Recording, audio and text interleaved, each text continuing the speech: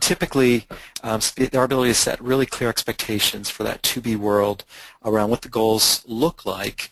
So that we can tie all these together, that we can communicate these, so that we can tell better, keep building some momentum in our story, keep moving those bystanders into our helpers category. It all kind of works together, right?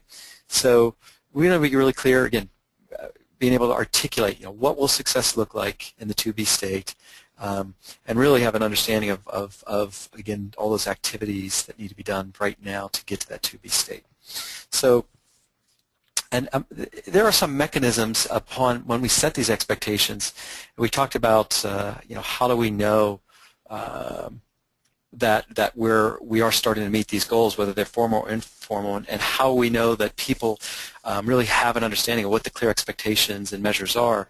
And there are a lot of survey tools that are available that can really kind of give you a nice tool or technique to reach out in the organization and get feedback on these types of issues very, very quickly. And again, feed this back into your machine to how you're going to keep communicating and dealing with change management and people issues. So this particular screen we're showing you shows a tool called PulseBeat, which looks at 6 different dimensions of an organization's readiness to implement a new either change or technology.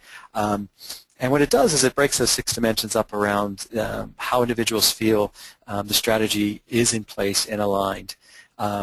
Is the organization's workforce equipped, or are they in the process of being equipped to be able to handle these new changes?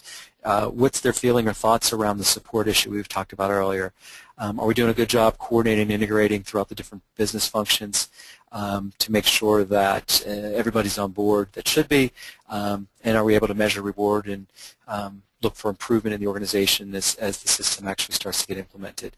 And so these kinds of tools are really great to be able to run out in the organization and get feedback where you can actually do comparisons between groups, groups of the organization to the organization at large, or group to group, to see how they feel or where their mindset is across all these different dimensions. And you can see in this particular case, the overall scores at this point in time when this survey was run around this initiative, which was centralizing HR and IT implementations in an organization from a decentralized model.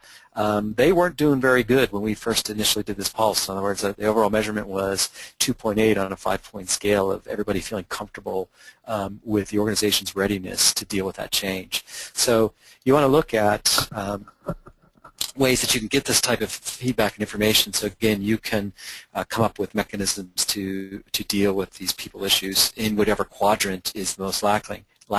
So in this particular case, you see that support to the workforce, even though we have a pretty good understanding of what the strategy was going to be and why we're doing it, we're not feeling particularly good about the fact that we're going to be supported after the change goes into place, because we haven't seen or been told what that world will look like at that point in time.